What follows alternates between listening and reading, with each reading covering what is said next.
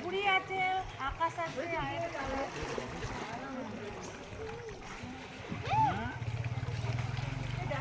আরে যেটা ওদের ডাকো আমি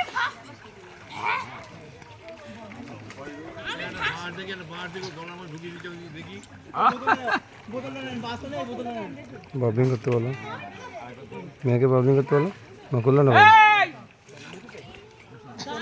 নিয়ে গেছে রেস্টুরেন্ট, তারপরে কে আসবে? বুড়ি মাকে নিয়ে গিয়েছে। মা সাপটা দাও। না না মা,